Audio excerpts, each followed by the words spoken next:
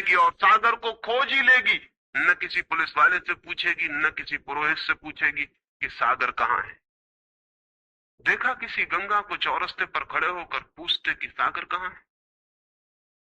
उसके प्राणों में है छिपी सागर की खोज और ऊर्जा है, तो पहाड़ तोड़ेगी, मैदान तोड़ेगी और पहुंच जाएगी सागर तक। सागर कितने ही दूर हो, कितना ही छिपा हो, खोज ही लेगी। और कोई रास्ता नहीं है, कोई गाइड बुक नहीं है कि जिससे पता लगा ले कि कहां से जाना है, लेकिन पहुंच जाती। लेकिन बांध बांध दिए जाएं, चारों तरफ परकोटे उठा दिए जाएं, प्रकृति की बाधाओं को तोड़ के तो गंगा सागर तक पहुंच जाती है, लेकिन अगर आदमी की इंजीनियरिंग की बाधाएं खड़ी कर दी जाएं तो हो सकता है गंगा सागर तक न पहुंच पाए। ये भेद समझ लेना जरूरी है। प्रकृति की कोई भी बाधा असल में बाधा नहीं है, इसलिए गंगा सागर तक पहुंच जाती, हिमालय को काट के पहुंच जाती। लेकिन अगर आदमी इजाद करे, इंतजाम करे, तो गंगा को सागर तक नहीं भी पहुंचने दे सकता है। प्रकृति का तो एक सहयोग है, प्रकृति तो एक हार्मनी है।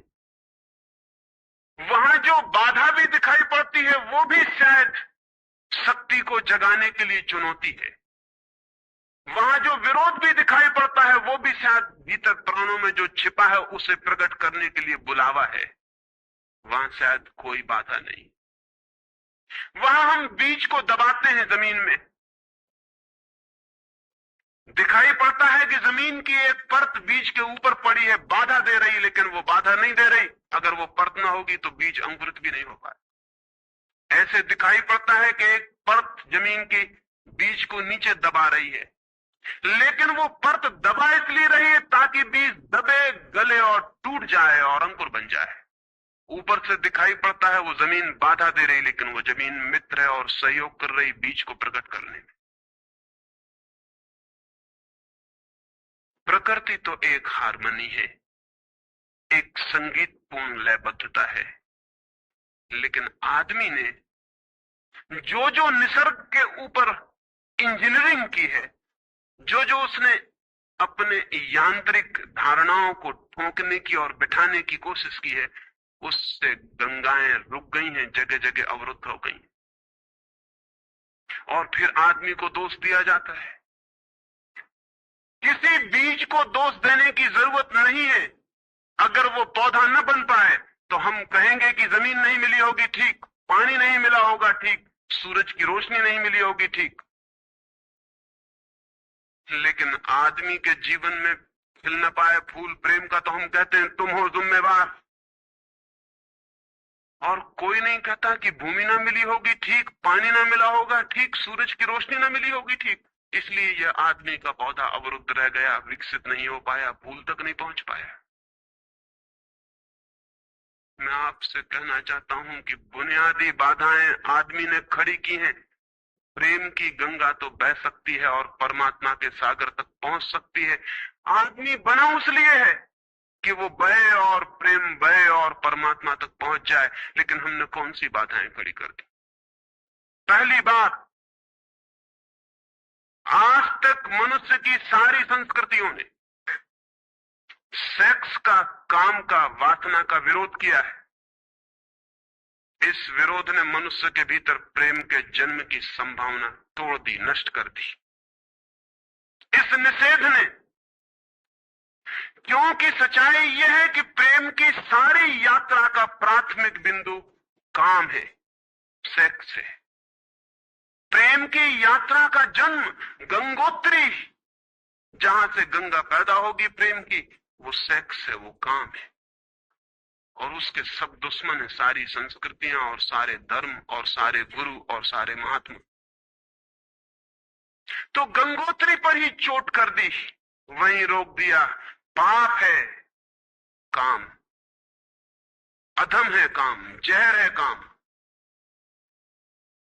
और हमने सोचा भी नहीं कि काम की ऊर्जा ही, सेक्स एनर्जी ही अंततः प्रेम में परिवर्तित होती और रूपांतरित होती। प्रेम का जो विकास है वो काम की शक्ति का ही ट्रांसफॉर्मेशन है, वो उसी का रूपांतरण है। एक कोयला पड़ा हो और आपको ख्याल भी नहीं आएगा कि कोयला ही रूपांतरित होकर हीरा बन जाता है। हीरे और कोयले में बुनियादी रूप से कोई भी फर्क नहीं। हीरे में भी वही तत्व हैं जो कोयले में है, और कोयला हजारों वर्ष की प्रक्रिया से गुजर के हीरा बन जाता है। लेकिन कोयले की कोई कीमत नहीं है। उसे कोई घर में रखता भी है तो ऐसी जगह जहां दिखाई न पड़े, और हीरे को लोग छातियों पर लटका के घूमते हैं कि वो दिखाई पड़े। और हीरा और कोयला एक ही है, लेकिन कोई दिखाई नहीं पड़ता कि इन दोनों के बीच अंतर संबंध है, एक यात्रा है। कोयले की शक्ति ही हीरा बनती है, और अगर आप कोयले के दुश्मन हो गए, जो कि हो जाना बिल्कुल आसान है क्योंकि कोयले में कुछ भी नहीं दिखाई पड़ता, तो हीरे के पैदा होने की संभावना भी समाप्त हो गई, क्योंकि कोयला ही हीरा बन सकता था। सेक्स की शक्ति ही, काम की शक्ति ही प्रेम बनती है, लेकिन उसके विरोध में सारे दुश्मन हैं उसके, अच्छे आदमी उसके दुश्मन, और उसके विरोध ने प्रेम के अंकुर भी नहीं फूटने दिए, और जमीन से प्रथम से पहली सीढ़ी से नष्ट कर दिया भवन को।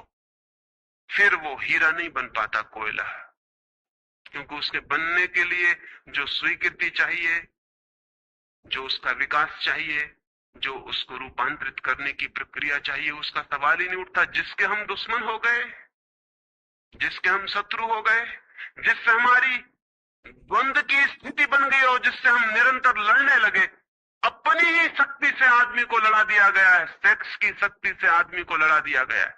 और शिक्षाएं दी जाती हैं कि द्वंद्व छोड़ना चाहिए, कॉन्फ्लिक्ट छोड़नी चाहिए, लड़ना नहीं चाहिए। और सारी शिक्षाएं बुनियाद में सिखा रही हैं कि लड़ो, मन जहर है तो मन से लड़ो, जहर से तो लड़ना पड़ेगा। सेक्स पाप है तो उससे लड़ो। और ऊपर से कहा जा रहा है कि द्वंद्व छोड़ो। जिन शिक्षाओं के आधार पर मनुष्य द्वंद्व से भर रहा है, वही शिक्षाएं दूसरी तरफ कह रही हैं कि द्वंद्व छोड़ो। एक तरफ आदमी को पागल बनाओ और दूसरी तरफ पागल खाने खोलो कि उनका इलाज करने। एक तरफ कीटाणु फैलाओ बीमारियों के, और फिर अस्पताल खोलो कि बीमारियों का इलाज यहां किया जाए। एक बात समझ लेनी जरूरी है संबंध में, मनुष्य कभी भी काम से मुक्त नहीं हो सकेगा। काम उसके जीवन का प्राथमिक बिंदु है, उसी से जन्म होता है। परमात्मा ने काम की शक्ति को ही, सेक्स को ही सृष्टि का मूल बिंदु स्वीकार किया है। और परमात्मा जिसे पाप नहीं समझ रहा, महात्मा उसे पाप बता रहे हैं। अगर परमात्मा उसे पाप समझता है तो परमात्मा से बड़ा पापी इस पृथ्वी पर, इस जगत में, इस विश्व में कोई भी नहीं। फूल खिला हुआ दिखाई पड़ रहा है, कभी सोचा है कि फूल का खिल जाना भी सेक्सुअल एक्ट है? फूल का खिल जाना भी काम की एक घटना है, वासना की एक घटना है। फूल में है क्या उसके खिल जाने में? उसके खिल जाने में कुछ भी नहीं है। वे बिंदु हैं, पराग के, वीरी के कण हैं, जिन्हें तितलियां उड़ा के दूसरे फूलों पे ले जाएंगी और नया जन्म देंगी। एक मोर नाच रहा है और कवि गीत गा रहे हैं, और संत भी देख के प्रसन्न होंगे, लेकिन उन्हें ख्याल नहीं कि नृत्य एक सेक्सुअल एक्ट। मोर पुकार रहा है अपनी प्रेयसी को या अपने प्रेमी को, वो नृत्य किसी को रिझाने के लिए। पपीहा गीत गा रहा है, कोयल बोल रही है। एक आदमी जवान हो गया है, एक युवती सुंदर होकर विकसित हो गई है।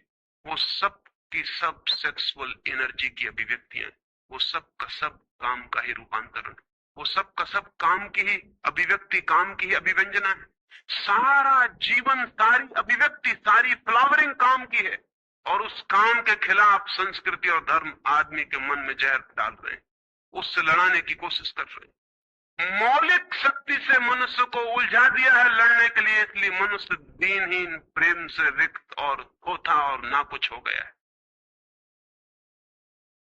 काम से लड़ना नहीं है, काम के साथ मैत्री स्थापित करनी और काम की धारा को और ऊंचाइयों तक ले जाना है।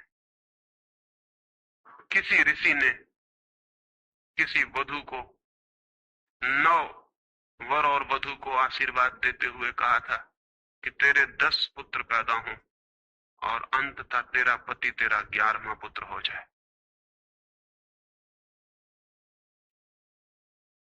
वासना रूपांतरित हो तो पत्नी मां बन सकती है, वासना रूपांतरित हो तो काम प्रेम बन सकता है, लेकिन काम ही प्रेम बनता है। काम की ऊर्जा ही प्रेम की ऊर्जा में विकसित होती है, फलित होती है। लेकिन हमने मनुष्य को भर दिया है काम के विरोध में। इसका परिणाम यह हुआ कि प्रेम तो पैदा नहीं हो सका, क्योंकि वो तो आगे का विकास था, काम की स्वीकृति से आता। प्रेम तो विकसित नहीं हुआ और काम के विरोध में खड़े होने के कारण मनुष्य का चित्त ज्यादा से ज्यादा कामुक और सेक्सुअल होता चला गया। हमारे सारे गीत, हमारी सारी कविताएं, हमारे चित्र, हमारी पेंटिंग्स, हमारे मंदिर, हमारी मूर्तियां सब घूम फिर के सेक्स के आसपास केंद्रित हो गई। हमारा मन ही सेक्स के आसपास केंद्रित हो गया। इस जगत में कोई भी पशु मनुष्य की भांति सेक्सुअल नहीं। मनुष्य 24 घंटे सेक्सुअल हो गया। उठते बैठते सोते जागते सेक्स ही सब कुछ हो गया। उसके प्राण में एक घाव हो गया, विरोध के कारण, दुश्मनी के कारण, शत्रुता के कारण। जो जीवन का मूल था उससे मुक्त तो हुआ नहीं जा सकता था, लेकिन उससे लड़ने की चेष्टा में सारा जीवन रुग्ण जरूर हो सकता था, वो रुग्ण हो गया है। और ये जो मनुष्य जाति इतनी ज्यादा कामुक दिखाई पड़ रही है, इसके पीछे तथाकथित धर्मों और संस्कृति का बुनियादी हाथ है। इसके पीछे बुरे लोगों का नहीं, सज्जनों और संतों का हाथ है। और जब तक मनुष्य जाति सज्जनों और संतों के इस अनाचार से मुक्त नहीं होती, तब तक प्रेम के विकास की कोई संभावना नहीं। मुझे एक घटना याद आती है। एक फकीर अपने घर से निकला था, किसी मित्र के पास मिलने जा रहा है। निकला है कि घोड़े पर उसका चढ़ा हुआ एक बचपन का दोस्त घर आके सामने खड़ा हो गया। उसने कहा कि दोस्त तुम घर पे रुको, वर्षों से प्रतीक्षा करता था कि तुम आओगे तो बैठेंगे और बात करेंगे, और दुर्भाग्य कि मुझे किसी मित्र से मिलने जाना है, मैं वचन दे चुका हूं तो मैं वहां जाऊंगा, घंटे भर में जल्दी से जल्दी लौट आऊंगा, तब तक तुम विश्राम करो। उसके मित्र ने कहा कि मुझे तो चैन नहीं है, अच्छा होगा कि मैं तुम्हारे साथ ही चला चलूं।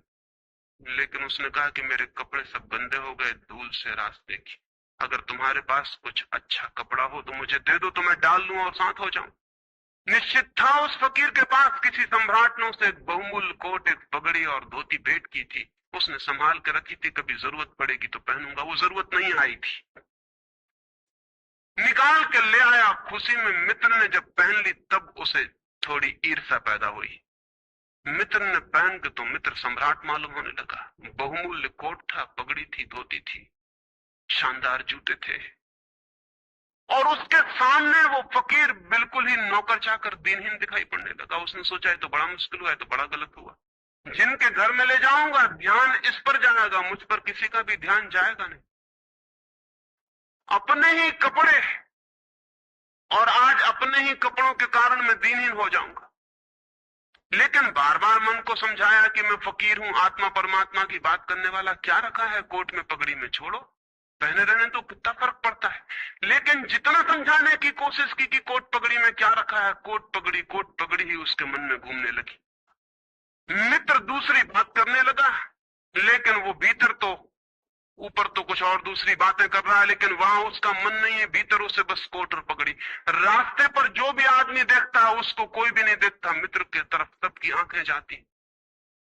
वो बड़ा मुश्किल में पड़ गया कि तो आज अपनी भूल कर ली, अपने हाथ से भूल कर ली। जिनके घर जाना था वहां पहुंचा, जाके परिचय दिया कि मेरे मित्र हैं, जमाल, बचपन के दोस्त हैं, बहुत प्यारे आदमी हैं। और फिर अचानक अनजाने मुंह से निकल गया कि रह गए कपड़े, सो कपड़े मेरे। क्योंकि मित्र भी जिनके घर गए थे वो भी उसके कपड़ों को देख रहे थे, और भीतर उसके चल रहा था कोट पगड़ी, मेरी कोट पगड़ी, और उन्हीं की वजह से मैं परेशान हो रहा हूं। निकल गया मुंह से कि रह गए कपड़े, कपड़े मेरे। मित्र भी हैरान हुआ